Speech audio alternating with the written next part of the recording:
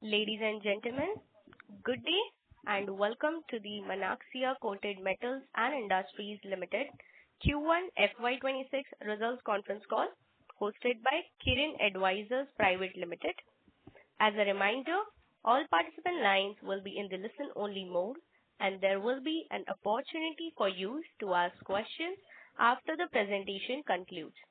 Should you need assistance during this conference call, please signal an operator by pressing star then zero on your touchtone phone. Please note that this conference is being recorded. I now hand the conference over to Ms. Sakhi Panjiyara, and thank you, and over to you, ma'am. Thank you. On behalf of Kirin Advisors, I welcome you all to the conference call of Manaksia Coated Metals and Industries Limited. From management team, we have Mr. Karan Agrawal, Whole-Time Director, Mr. Mahendra Bagh, Chief Financial Officer, Mr. Tushar Agrawal, Senior Vice President.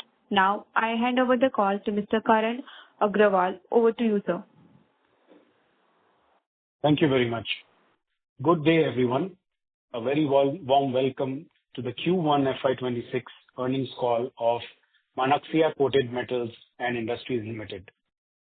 On behalf of the entire management team, I would like to extend our sincere appreciation to all the investors, analysts, and stakeholders for taking the time to join us today.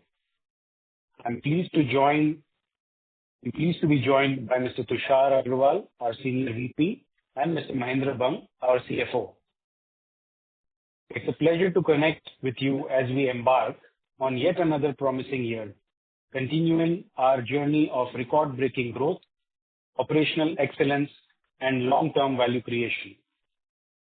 At Manaksia Coated Metals, we are one of the leading manufacturers and exporters of premium coated steel products, offering both pre-painted steel and galvanized steel in coil and sheet forms. Our advanced manufacturing facility in Kutch, Gujarat, and a growing export footprint across 40-plus countries positions us as one of the trusted partners to industries ranging from building and construction, automotive, FMCG, and white goods. Our Q1 FY26 results are as follows. The consolidated total income witnessed a robust year-on-year growth of 29.97%, reaching rupees 253.94 crores. Driven by a strong demand and higher sales volume, profit before tax recorded an impressive surge of 364.43% year-on-year, amounting to rupees 18.70 crore, reflecting enhanced operational efficiency and margin expansion. Net profit also saw a significant rise of 369.70% year-on-year, standing at rupees 14.01 crore, underscoring our continued focus on delivering profitable growth.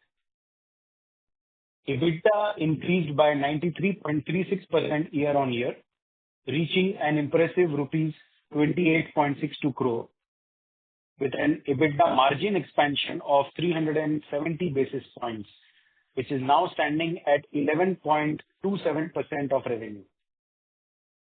Earnings per share improved by a drastic 253.86% year-on-year, reaching rupees 1.42 per share. In Q1 FY26, the standalone financial performance demonstrated solid momentum across all key metrics. Total income increased to rupees 253.89 crore, supported by sustained business momentum. EBITDA improved to rupees 28.62 crore, with the EBITDA margin expanding to 11.27%, reflecting better cost efficiencies and operating leverage. Net profit rose to rupees 14.10 crore, underscoring the strength of the company's core operations. Earnings per share or EPS also improved to rupees 1.43 per share, reaffirming the company's focus on driving consistent and sustainable standalone performance. At the end of FY26, at the end of FY25, our net debt to EBITDA ratio stood at 2.3x, and we are well on track to bring it down to 1.7x at the end of FY26. This target is backed by strong EBITDA performance, improved earnings visibility, and healthy cash flows. With continued focus on operational efficiency and prudent capital allocation, we remain confident in our ability to strengthen the balance sheet while driving sustainable growth. During Q1 FY26, the company delivered robust operational performance marked by record capacity utilization and strong production growth.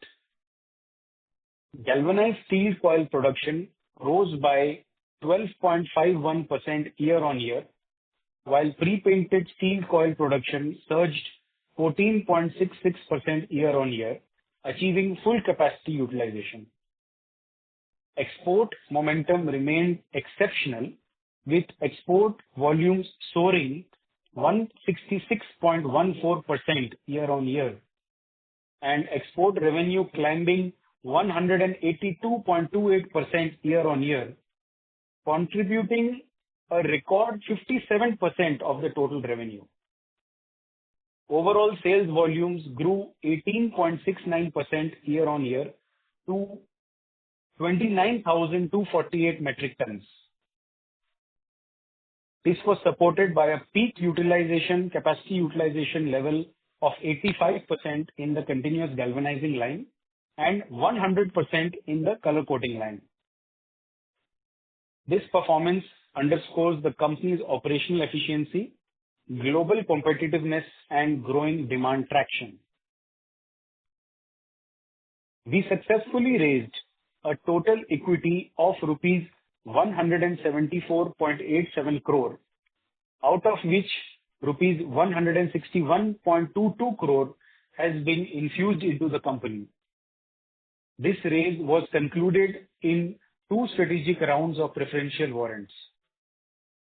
This capital infusion marks a significant milestone in strengthening our financial foundation.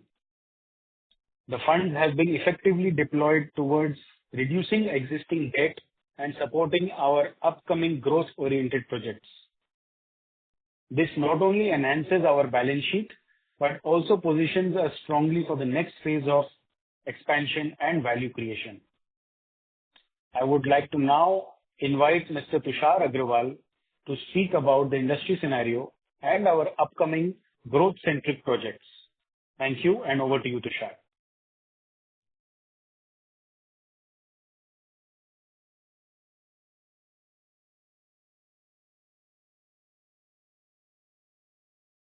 Thank you. Good evening, everyone. The Indian coated steel industry is experiencing strong growth driven by rising consumption, infrastructure expansion, and government support through initiatives like the 6,322 crore PLI scheme and the National Steel Policy. With per capita steel use expected to nearly double by 2030, demand for value-added steel products like pre-painted and aluminum zinc coated steel is set to rise. These trends align with our product portfolio and ongoing capacity expansions, positioning Manaksia Coated Metals Industries Limited to capitalize on both domestic and export opportunities. Going ahead, we are actively advancing our strategic expansion and sustainability initiatives to strengthen our growth momentum. The upgradation of our existing galvanizing line to alu-zinc technology with an enhanced capacity of 180,000 metric ton per annum is scheduled for completion by end of Q2 FY26.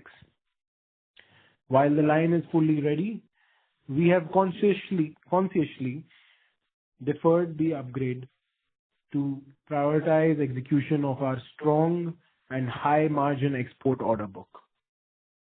Upon completion, we will be transitioning to a more premium product which has lesser competition, is sold at a premium, and is known in the market for its superior performance.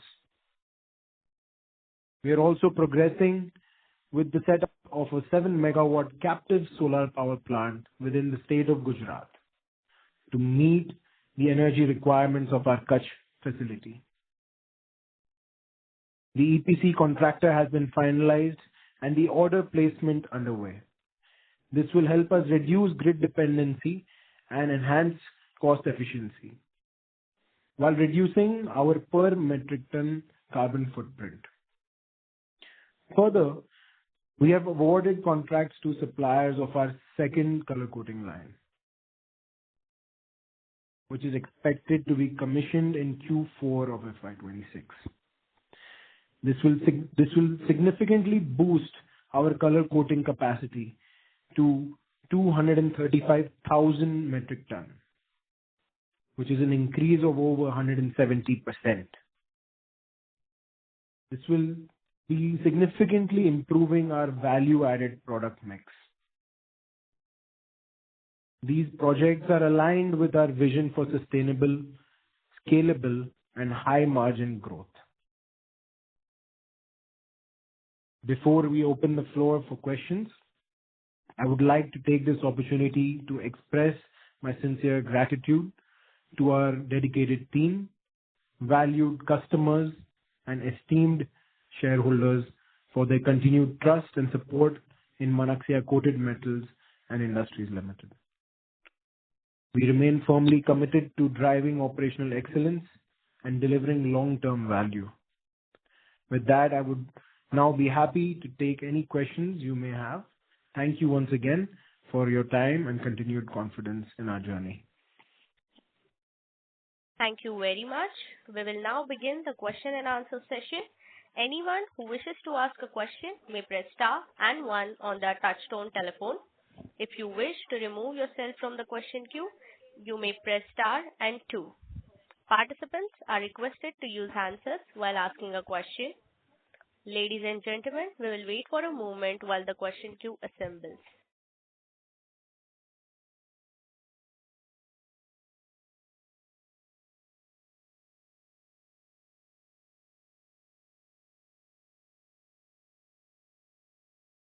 The first question is from the line of Aman Soni from Invest Analytics Advisory LLP. Please go ahead. Hello, am I audible? Yes, sir, you're audible. Yes, you are. And firstly, congrats for the good set of numbers. So my first question is regarding the guidance. What is the revenue guidance for FY26 and what do you think of OPM in upcoming quarters? Are these level of 10% sustainable?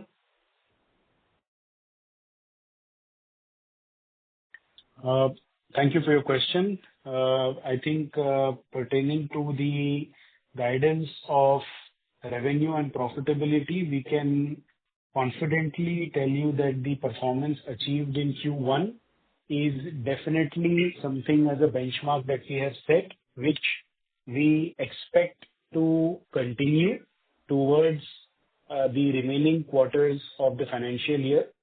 And we would also see a considerable amount of positive momentum in the revenue and profitability from Q4 onwards also, when the new projects have their impact getting captured in the financial performance of the quarters.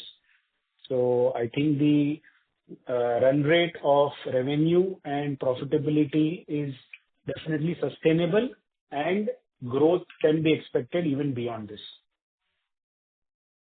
Okay, sir. And my second question is regarding the CapEx.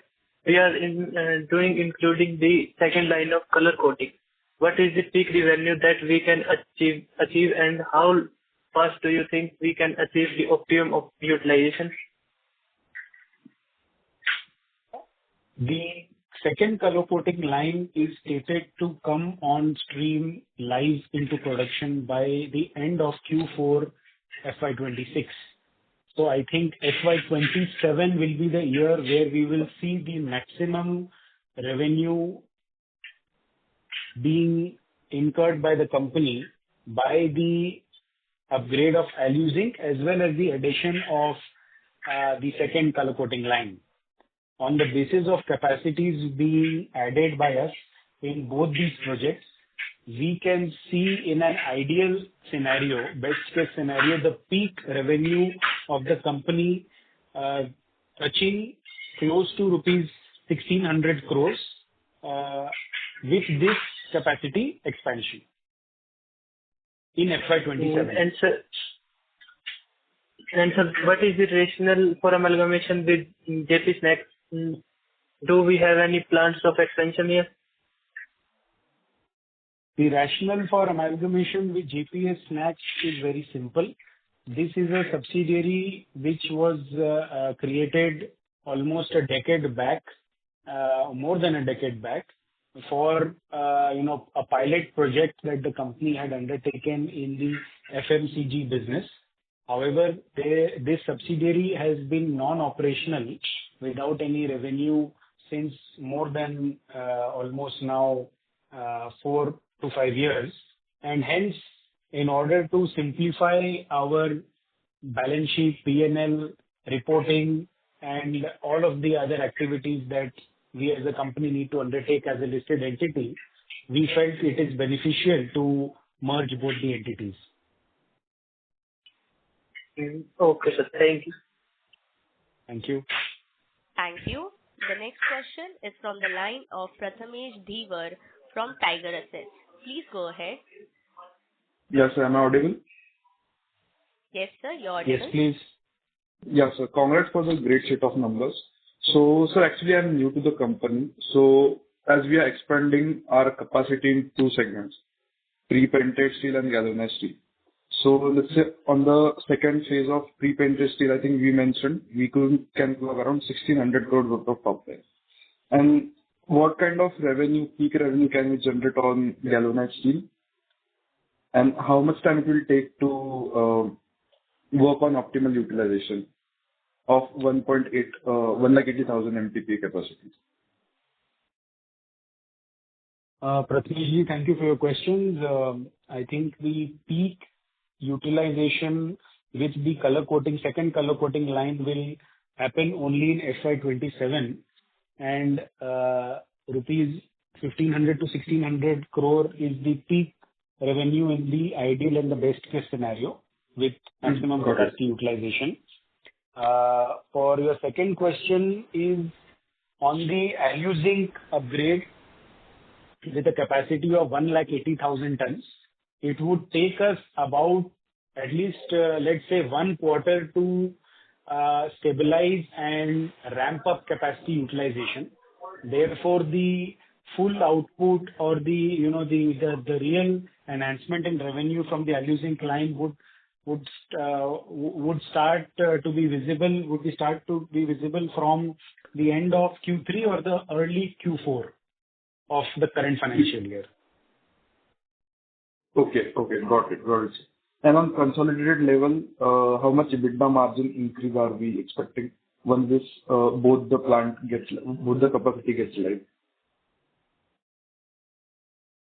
It's a good question. I think the major EBITDA expansion that we are going to witness will be on account of the Aluzinc project or the Aluzinc technology upgrade that we are going to implement by the end of Q2. And going by the industry norms currently, with the price realizations that Aluzinc is commanding and the production costs being incurred for production of Aluzinc, we can safely say that an EBITDA expansion of 30% from the existing level is something that the company has the potential to realize. 30%. Okay, got it, sir. Got it. And so just a last question. So we are also expanding in cold rolled steel. So is this going to be like for the backward integration or like of 3 MTPA, 3 lakh MTPA? Yes. So, you are now talking about our phase 3 expansion plan, which will Right. be,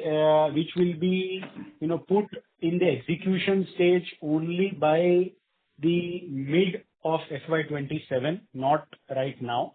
So currently, Mm-hmm. our focus is only to complete our phase 1 and phase 2 expansion plan, which is the alu-zinc upgrade, the solar captive power plant, and the second color coating line. The cold rolling, backward integration investment will happen subsequently after completion of all these plans by the end of FY27. That is the target. Got it, sir. Thank you so much, sir, and all the best for your future. Thank you. Thank you. The next question is from the line of Meet Katrodia from Niveshai. Please go ahead. Yes, sir. Thank you so much for the opportunity. So the question was like the export market is gaining traction with top panel contributing a healthy share in the export revenue. So how do you see the export market evolving going forward? Like, do we have any existing tie-up with customer like top panel or other customer will be there for the upcoming production, whatever we will generate? So what steps are we taking on the export market side, or what are we looking with the export market? Thank you. I think it is very important to mention that we have witnessed a very big growth in our export performance, which has contributed to a great extent on the upliftment of our financial performance. In Q1 of FY26, we delivered a record-breaking 57% revenue from exports, which was an all-time high, and which was 3 times higher than the export performance of Q1 FY25. Now, talking about the export market, I would like to tell you that this has not happened overnight, or this has not happened due to any spot opportunity. This is a result of, hard work and continuous focus on developing a very critical and quality-conscious export customers in the European continent, which has taken place over the last 5 to 7 years. All the efforts of developing these customers by doing repeated trials, by gaining their confidence, and by delivering quality at a competitive price is now resulting in a growth of volumes for export market. And we see that this export revenue or this percentage of export revenue is sustainable for us because we are doing business with only OEMs and not with traders or stockists or service centers. So, we have long-term customers and repeat customers every quarter and very few spot customers. So I am very confident that we can maintain consistency, and this kind of performance in the export side is sustainable. On the future scenario, we feel that there is a lot of potential and scope to grow our exports in terms of quantitative performance, and also maintaining the percentage of exports at a similar level, even with a higher capacity, because the market is very large and we are still, just scratching the surface in terms of the export potential. And our positioning, which is, port-based, we are located in the western coast of the Indian subcontinent, and we have very good access and low-cost access to export movement of our finished product, which is a big advantage and a USP for us. Got it. So like, are we talking with more export customers for the upcoming whatever production we will generate, like from the Q4 onwards or in between from the FY27? So are we tying up for these facilities also, or like whenever these facilities will come online, then we have to do the trial production with the customer and it will take time to ramp up. So how this will happen? Could you throw some light on this part? So the good thing for us is that the existing customer base that we have in the export market and the domestic market, are Yeah. already users of this new product which we are launching, which is AluZinc. AluZinc is used by all our existing customers in their existing supply chain to, and it's a vital part of their, raw material product mix to produce their finished products in the building and construction industry or HVAC industry or, the white goods industry, whatever it may be. So we do not have to reinvent the wheel and find new customers. But yes, we have to penetrate our existing customer base with the new product that we are launching, which we feel is not a very difficult task. Got it. Also, thank you so much for the detailed answer. I have a question on what is our realization per ton and EBITDA per ton of galvanized steel tube sheets, coils, and pre-painted steel and coils? For Q1 of FY26, I can give you a ballpark number. I don't have the precise number available with me, but the realization per ton for galvanized steel should be roughly around rupees 75,000 per ton basis. You're excluding taxes. For pre-painted steel, the realization per ton should be close to rupees between 88 to 90,000 rupees per ton, excluding taxes.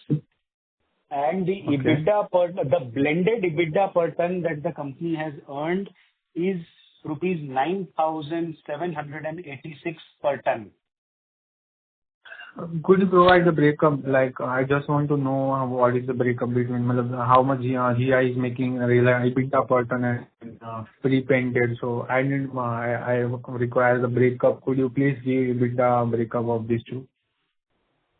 We will definitely reach out to you, Neetji, with this breakup. And I request Mr. Mahendra Bang, our CFO, to prepare a note on this request and give a message to Mr. Neet.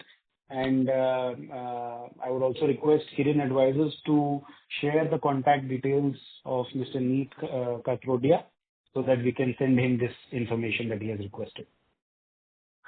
So is it fair to assume pre-painted will generate high margin, right? High EBITDA per ton?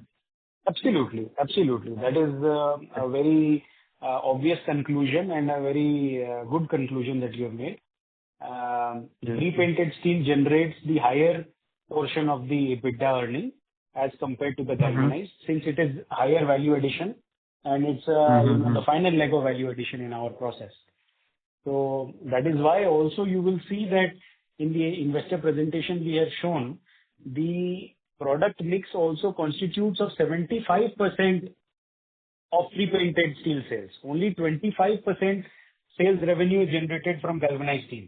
So naturally, the contribution of EBITDA, total EBITDA earnings from pre-painted steel is much higher than the contribution of galvanized steel.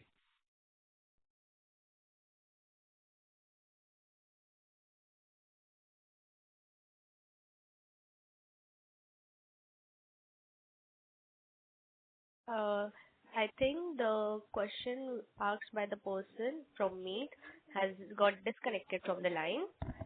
So we may take the next question. The next question is from the line of Darshil Javeri from Crown Capital. Please go ahead, sir.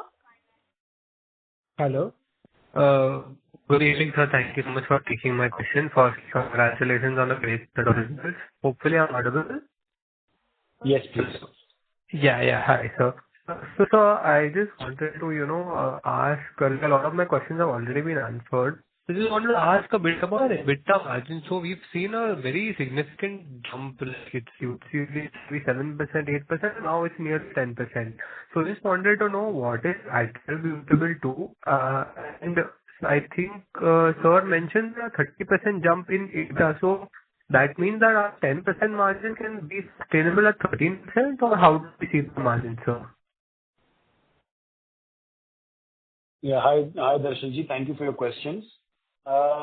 Firstly, the EBITDA margin that we have achieved in Q1 is now 11.27%, not 10%. So, and yes, you are right that we have seen an quite an impressive increase, which is of almost 94% year-on-year.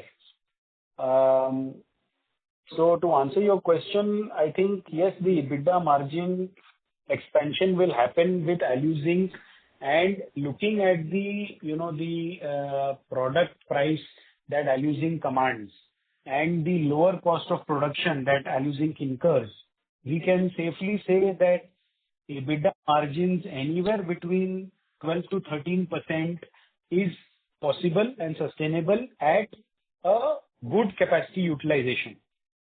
This is very much possible. Oh, okay. The good capacity, maybe in Q4, 11 to 13% will happen once the Aluzinc fires on all cylinders. So that's really helpful, sir. Just wanted to just clarify, sir, our other income is what we are including in our income margin. So what all does our other income include, sir? I assume there'll be some element of fundraise or something, or how does our other income work, sir?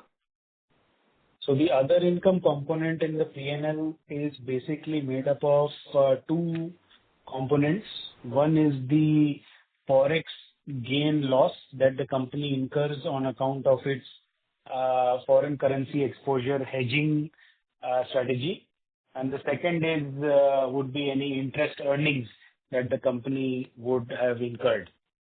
But I would like to point out that this forex gain is the major component of the other income part, which is a direct result of operational strategy made by the management of the company to manage forex risk. It is not a result of luck or any unforeseen windfall gain, but it is a mere result of a strategic, hedging policy that we have, which we are executing and monitoring on a day-to-day basis. Oh, that's really grateful, sir. Will we be able to quantify how much forex gain was there in this quarter, sir? The forex gain in this quarter is, I think our CFO, Mahenderji can clarify. Yes, sir. The foreign exchange gain is 3.55 crores, sir. Oh, 3.55 crores. That's really helpful, sir. And sir, just wanted to know in terms of because we are, will see, higher targeting. So will that impact our working capital cycle as you're also going more into export? So does that elongate our working capital cycle, or, how will that impact our working capital as well as that and its subsequent impact on our debt? Darshilji, your voice broke up completely. We could not understand. Is this better, sir? Yeah. Hello? Yeah, so I was just saying now as we are, going more and more into exports, does that stretch our working capital a bit? Sorry to interrupt. Darshil sir, your voice is breaking again. I'll join back in the queue. I'll try joining back in the queue. Thank you. Okay, yeah. sir. Yeah. Thank you. The next question is from the line of Hardik Chheda from Dark Consultancy. Please go ahead. Yeah. Hello. Sir, first of all, congratulations on the excellent quarter. I just wanted to ask, you elaborated on the margins going ahead after the expansion. I just wanted to ask for the current year, the EBITDA margin will be around the 11% for the next 3 quarters or for the full year? Safe to assume? Hello? Hardikji, thank you for your question. I think it is safe to assume that we will be able to keep this, EBITDA margins consistent in this year, because the impact of the expansion projects and the technology upgrade will hit our P&L only from the later part of the financial year towards the end of Q3 or Q4. So it is safe to assume that this level of EBITDA will be maintained, and we could be, lucky enough to have a, impact of the higher EBITDA in Q4. When our going ahead, so basically for current year 11% and for next year 13% roughly is what we can assume based on your assessment. For current year we can assume 11% EBITDA, and in Q4 and in Q1 of next year, since both of your expansions are coming on stream, so we can assume 12 to 13% EBITDA margin for next year. Is my assessment correct, sir? This guidance would be absolutely correct. Okay. And sir, my second question is with regards to export. Right now, it is 57% of the total revenue. For the current year and for the next year, could you share in terms of percentage how much, since most of the margin expansion has come from exports, so what will be the percentage of exports of our total revenue in terms of percentage for the current year and for the next year, what are you targeting? Okay. So, I think before answering that question, I would like to give you some background that this level of 57% export is a new record for us. We have earlier been exporting our product, but the export revenue, let's say in Q4 of FY25 was 40%. In the Q1 of FY25 was only 26%. So 57% is an all-time high. And yes, we see that we will be able to continue this kind of export performance. But on a conservative side, I would like to give you an answer by saying that we will be able to maintain 50% and above export revenue for the year. This is the kind of projection we have. Great, sir. Great. Thank you. And in terms of EBITDA per ton, can we see like right now we are doing 9,786 blended. Can we see for the quarter is already on, so I'm saying, can we see crossing 10,000 in the near term? Like in Q2, it has just started, so very simple. If you don't want to say in absolute terms, are the margins increasing further or are they stable at the current level? If you could just put it that way. I think the steel market currently is flattish in the overall global context. It is neither increasing too sharply nor it is reducing too sharply. So we can expect a consistent level of performance in terms of EBITDA earnings per ton as per the level witnessed in Q1. Now, when I say consistent, there is always a tolerance of, let's say, 4-5% plus minus, meaning 9,700 can become 10,000 or it can become 9,500. This much tolerance will be there. But definitely nothing which is too sharp of a movement. Thank you, sir. Thank you. And once again, congratulations on the stellar performance. That's it from my side. Thank you, sir. Thank you very much, sir. Thank you. The next question is from the line of Sampath Nayak from Mavira. Please go ahead. Hi, sir. Congratulations on great set of numbers. Thank you very much. So my first question is on the demand and supply scenario with respect to aluminum coating. So in the previous call, you said there were only 4 players doing this currently. So can you name them? And also commentary on the demand and supply scenario. Yes. Okay. Sampathji, thank you for your question. The demand for aluminum in the domestic market remains very strong because this product is something that is a new technology and has been, made popular in the Indian market less than 10 years back. And the prominent players in this particular industry are JSW Steel, by their subsidiary, which is producing called JSW Coated Steel Products, and Tata Steel with their JV company called Tata BlueScope. These are the 2 large players in this industry, and along with that, there are other secondary players such as APL Apollo and Jindal India. So I think this is pretty much the market space when it comes to aluminum production. And I think I am very confident that the demand of aluminum in the domestic market space will continue to see fantastic growth in double digits because the government and the private sector both are spending an immense amount of capital for building infrastructure, for building, urban and rural infrastructure by way of airports, railways, metros, warehousing, has been put in focus by the government. Cold storages have been put in focus by the government, and there are many incentives and schemes by various states to attract investment, which is going to basically fuel this growth of coated steel products and value-added steel products for making factories and warehouses and construction sheds and landmark projects such as airports and stations and other government infrastructure. Okay, thank you, sir. So my second question is on recently the Central Electricity Authority prepared a draft list, and alusing coating is a part of that list. So is there any communication from the government with respect to the players who are doing alusing coating? I would like to just ask you, there was some background noise.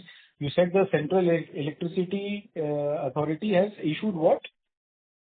They have prepared a draft list creating components that are currently being imported, and they want Indian companies to manufacture it, and alusing coating is also a part of it.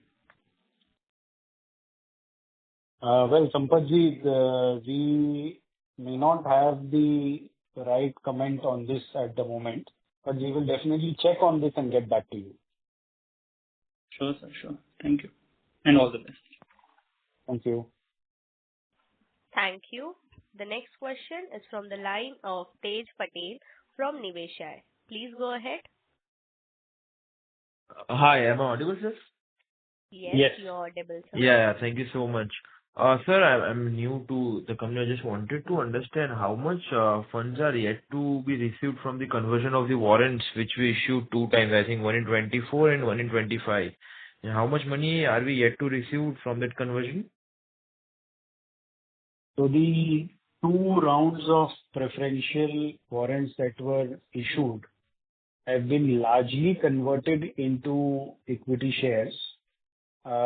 Only an amount which is approximately 13 crore rupees is pending to be received against the warrant conversion, which should be received, in the coming 3 quarters. Got it. And sir, how much capex are we expecting for this upcoming 2 phase of capex? That is, one is for the pre-coated and one is for the GI sheets. How much capex are we anticipating, and how much of it we have already incurred, because I see CWIP standing on our books, right? I just wanted to know what was our total capex, how much have been spent, and how much is yet to be spent. See, the total capex that we are doing in all 3 projects that are coming on stream in FY26, which is the alusing technology upgrade, the captive solar power plant, and the second color coating line, the total capex would be roughly around, you can say, close to about 150 crore rupees. Okay. Right? And how much is... Out of this 150 crore rupees, we would have already incurred capex of roughly around 50 crores approx. And the remaining would be done as and when the project advances in the course of next 3 quarters. Okay, and how are we expecting it to be funded? All through debt? No, not at all. I mean, we have raised an equity of about 175 crores approx in the last 2 rounds of preferential warrants issuance. And this equity would help us have a very balanced view on the financing of these projects, where there would be a healthy mix of the equity and debt both. Any number to it, sir? I mean, how much cash do we have right now? How much are we planning to spend it for capex? So out of 100 crores, how much would be the debt portion approximately? I get it. I mean, you can give an approximation if possible, please.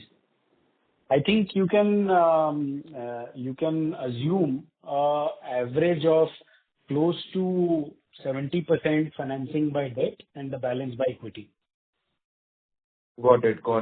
And sir, if you could give more clarity on this phase one and phase two, I think more than 2 lakh tons of pre-color coated is what we are expecting, right? So if you could explain in how much in that 2,36,000, how much are you expecting to come live in Q3, how much in Q4, and ramping up, you said would take about 1 quarter each, right? For, I mean, the new lines to come up.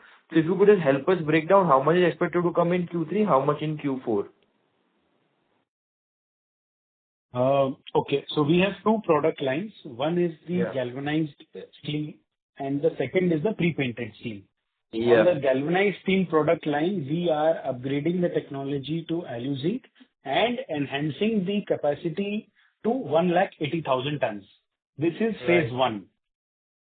This will come on stream in Q3 of the current fiscal. And like I said, the capacity ramp up and stabilization would take close to between 60 to 90 days.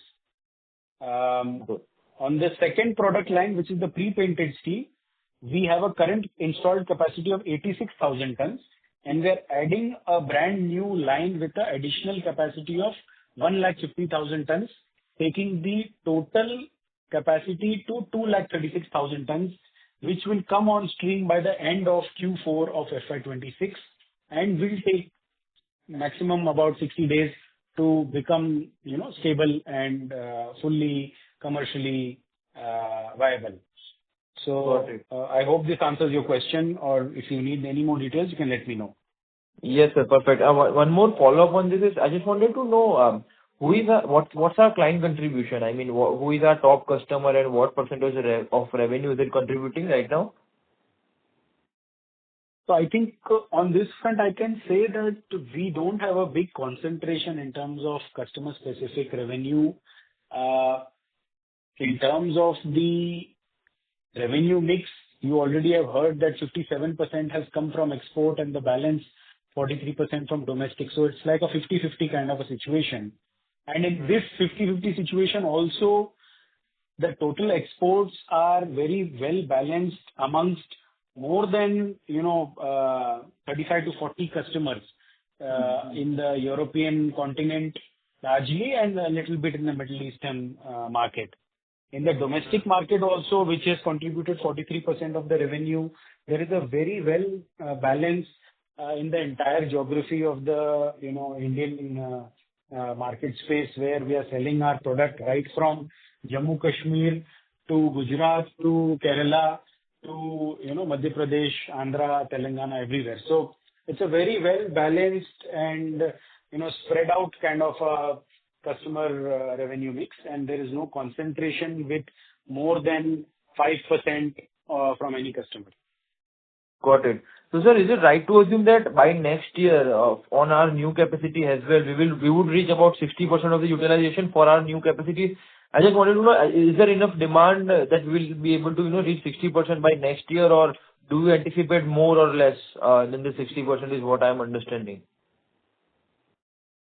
On the alu-zinc line, definitely more than 60%, because we are already at a run rate of about 120,000 tons per annum before the capacity has been added.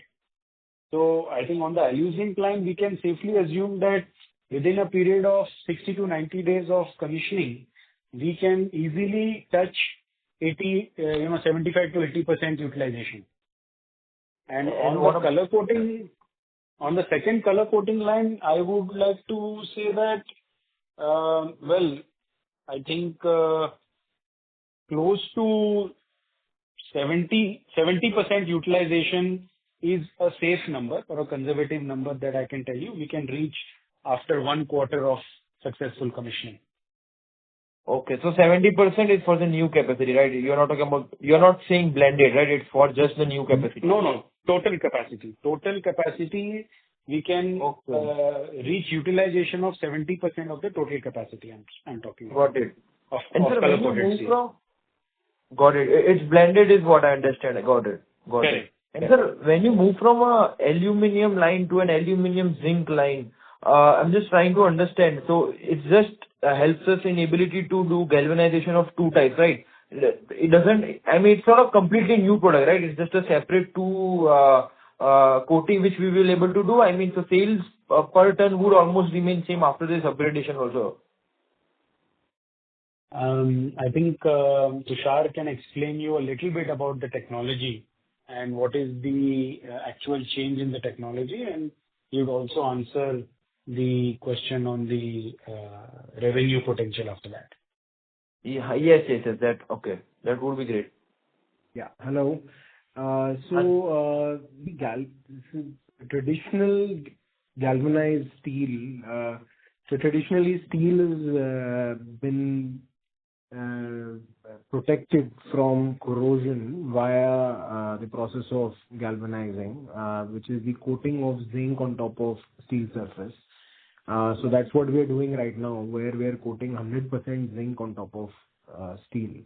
And this has been the traditional method for over, I think, probably over 4 to 5 decades, or probably longer. Alu-zinc coated steel is a new product, a new technology, which was probably invented roughly 10 to 15 years ago only, and it's come into India barely 6 to 7 years ago. This product is different. How? Because the coating is now replaced. The zinc coating is now replaced with an alloy which consists of zinc and aluminium, where 55% of the coating alloy is composed of aluminium and the remaining is zinc. The process itself has various changes where we need to add a complete cleaning section. The annealing cycle needed to be enhanced for the metal. We had to add another pre-melt pot, which is critical for the coating, where the alloy is melt and the alloy is prepared. The cooling tower height needs to be increased. So various. I'm just giving you a snapshot, but it was a large technical upgrade which had to be undertaken in our Kutch plant and to be completed. Yeah. So, sir, does the application change, and because of that, maybe our realization improves? Is it something like that? It is a superior product. There are fewer manufacturers in India offering this, and it provides over 3 times the corrosion resistance that a regular galvanized product would have. So it commands a premium in the market automatically, especially with India's large coastline. You see a large potential of the entire market adapting this product. For example, in Kerala, they all want only alu-zinc because of the high saline atmosphere. The market demands a product which will last longer. So they pay a premium to invest in a product which lasts longer and help them have a warehouse or a building which lasts longer. Got it. Understood, sir. Thank you so much. Yes, sir.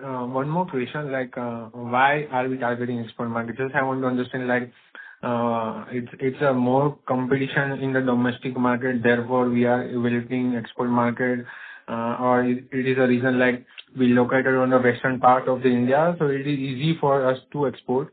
So what's your view on this? Well, I think there are multiple reasons. One is definitely that export market fetches us a higher realization for our finished product. And, we are able to make customized products for our, various export customers sitting in the European market, for which they are relying on our company to supply the raw material, and they're paying a good premium for it. Number one. Number two, I think sitting on the, port, we are literally 50 kilometers away from the largest ports in the western coast of India. And we want to have a very balanced situation of our sales mix, where we must not rely on any particular market. for a major quantity of our sales. That's why we want to keep it very balanced. So whenever there is any stress in the domestic market, we can always tilt towards export and vice versa. So this is the reason why we want to keep a very balanced, equation of export versus domestic.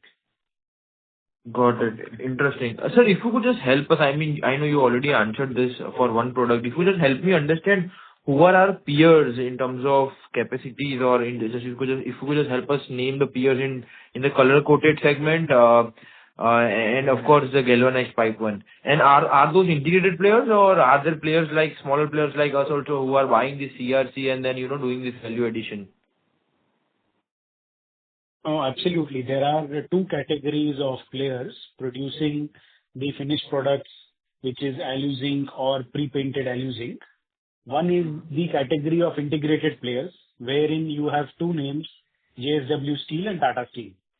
So they have their subsidiary companies that are producing alu-zinc and pre-painted alu-zinc. Tata Steel has a subsidiary called Tata BlueScope, and JSW has a subsidiary called JSW Coated Steel Products. In the non-integrated space, there are two more players which are buying raw material from integrated steel producers like JSW, Tata, ArcelorMittal, Steel Authority of India, or even Jindal Steel and Power, etc., and are then producing finished products by doing value addition. These players are the likes of APL Apollo or Jindal India, and obviously we are also in the in the same market, Manaksia Coated Metals and Industries. Yes. So interesting. So quite surprising. There are almost like 6-7 players only in India, right? I'm just trying to understand if possible for you. Is it possible for you to put a number to it? What's the demand in terms of tonnage for, let's say, a painted coil or a galvanized coil? And are imports also, major portion of the overall market in India currently? The demand for pre-painted steel, which consists of pre-painted galvanized and pre-painted alu-zinc today, in my view, I don't have the updated number, but definitely in the entire country's demand should be close to about between 3 to 3.5 million tons per annum currently. And I think, yes, imports were, let's say, it was a significant share of the contribution to the Indian demand being met. But now the government has taken very, very prudent policy measures where they have restricted the imports into India and restricted cheap dumping from countries like China by putting measures like safeguard duty. And hence the domestic market has become more accessible to domestic producers. And, the threat of cheap product entering in the country has minimized to a great extent. Interesting. So what will be the duty percentage? 20-25%? The customs duty, which has been already in place before the safeguard duty itself, was about 7.5%. And now the safeguard duty, which has been recently announced in the month of, I think, April, if I'm not wrong, May, is another on top of that was 12%. Got it. And sir, what would be the install capacities of these 6-7 players which you mentioned, the integrated as well as the guys buying CRCs, including us? So what would be the install capacity right now? I think, in my view, the installed capacity is at parity of the domestic demand number. But you must take into account that the demand is increasing in double digits in India due to the massive infrastructure creation and investment that is being done on the public side and the private side in the Indian market space. And we also have a very big export potential where us and many other producers in the country are also exporting to various markets in Europe, Africa, and Middle East and Latin America. So there is definitely a good opportunity to invest more and to create more capacities in the Indian market to cater to domestic demand as well as export opportunities. Got it. Got it. Sir, and I get that point that, since our capacity is low, we might not face enough competition. But just wanted to get your view on, Chinese competition in the export. I mean, are we enough price competitive, or what's the scenario on, countries right now which we are exporting? You said Europe, yeah, right? Correct me if I'm wrong. Just wanted to get your view on, in terms of competitiveness of our with China. Yeah. No, it's a very important question. I think China is definitely the most vital and the largest producer of steel in the world. So it is always, always relevant in any context. But today you must have been reading and seeing that all the countries in the world are resisting and creating barriers for Chinese products to enter their economies or their markets. That is being done by way of fiscal measures and non-fiscal measures, by way of tariffs or quality restrictions, etc. And this is what we are seeing even in our existing markets of European countries as well as a few Latin American countries where many countries and economies have restricted Chinese products by putting anti-dumping duties or, quotas or, quality standardization, so on and so forth, which is helping Indian producers a great extent to penetrate and grab market share and, really implement that China plus one kind of a policy in favor of Indian exporting community. Makes sense, sir. Thank you so much for that answer. Just last question, sir. I will just sum it up. So, sir, first, I mean, two questions in it. I'm really sorry. So what is our major end use sector today? Is it the cold chain sector? I mean, where our materials are currently going in? What is the end use sector? And second is for the third line. What is the plan in terms of funding, and how much funds are we planning for that third phase, which we are planning to do in FY27? Because more sort of we would be planning on that stage at least in this financial year, right? So just wanted to understanding on your end use segment sector, and what is the planning for funds for your third capex? I think on the third phase that you are talking about is a total capex of close to about 220 to 250 crore rupees, for which we still have some time to finalize the funding strategy and the funding mix of debt and equity. We wish to fund it as much as possible via internal accruals and the profits that the company is generating through the course of FY26 and partially FY27. And we wish to use as little debt as possible to fund that capex since it's a large one.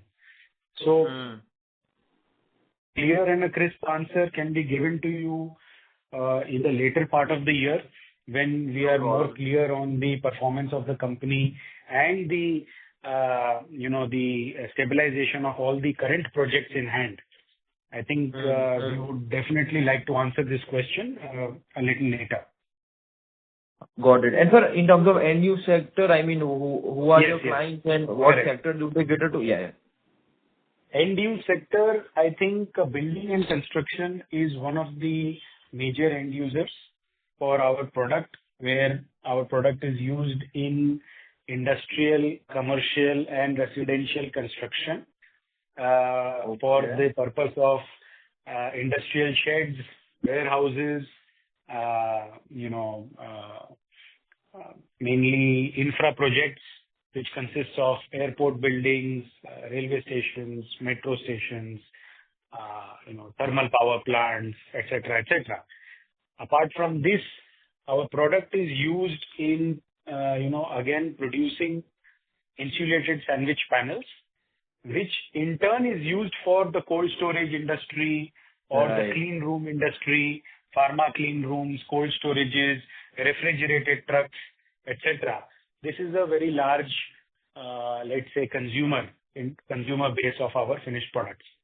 Apart from these two, then I would rank value-added end uses such as metal ceiling systems, which are used for building interiors or major projects, interior ceiling systems, etc.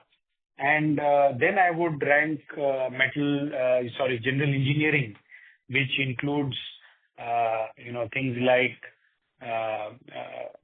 your air handling units or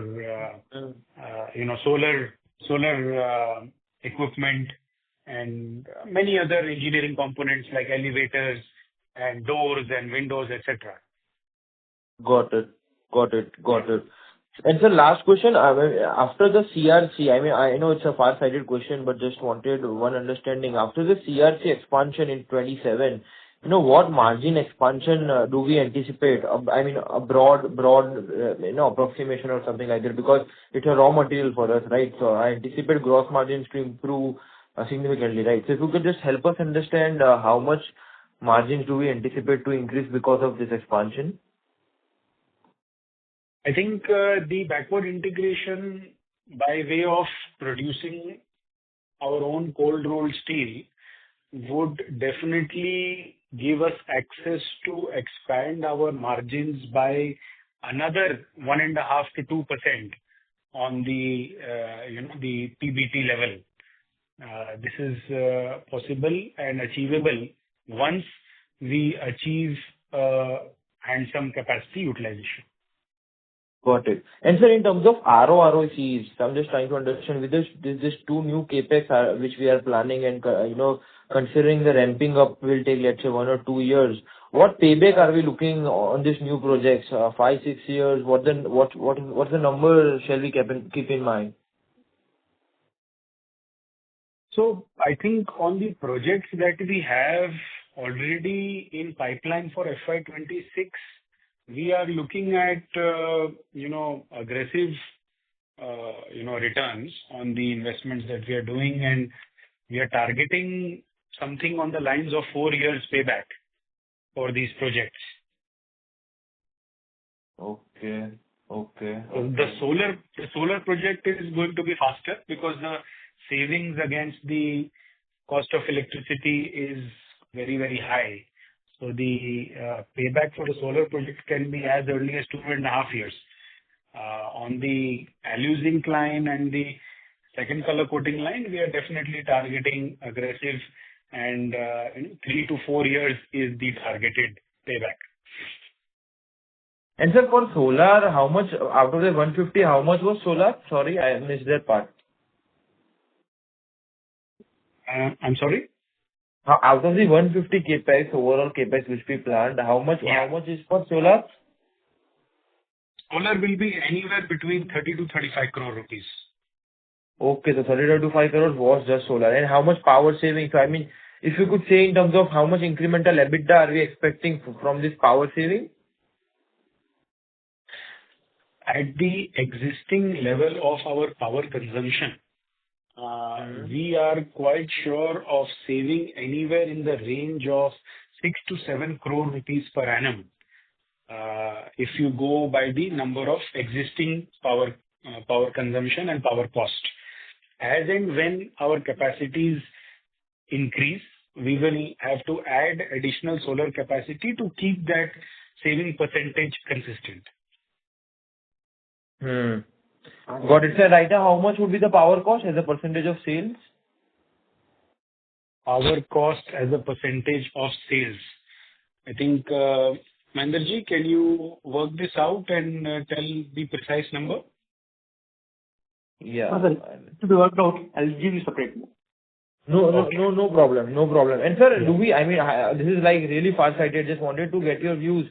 By the end of, let's say, what's an overall plan? Are we planning to become, a fully integrated player where we will be looking to, add up HRC also maybe in the future? I'm just wanted to get a far-sighted view. No, I think our medium-term vision is quite clear. We wish to keep adding value in our current business, which is the downstream or the value addition business on top of the upstream products, which is by adding capacities of value-added steel.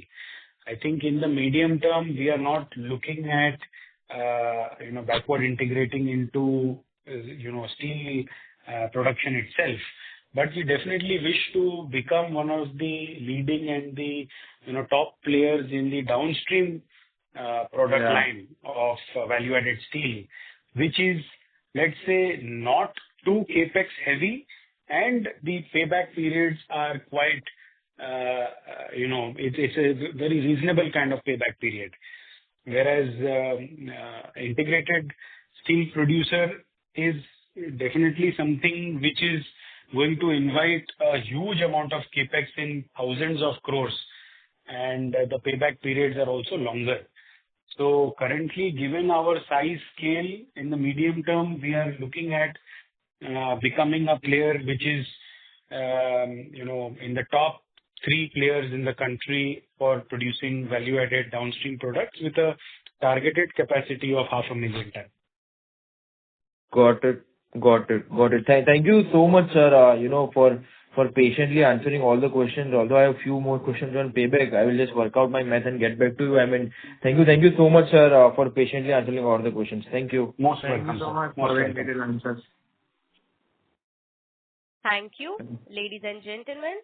This was the last question for today, and I now hand the conference over to Ms. Sakhi Panjiara from Kirin Advisors for closing comments. Over to you, ma'am. Thank you everyone for joining the conference call of Manaksia Coated Metals and Industries Limited. If you have any queries, you can write to us at research@kirinadvisors.com. Once again, thank you for joining the conference call. Thank you, Karan sir. Thank you, Tushar sir. And thank you, Mahendra sir. Good day. Thank you very much.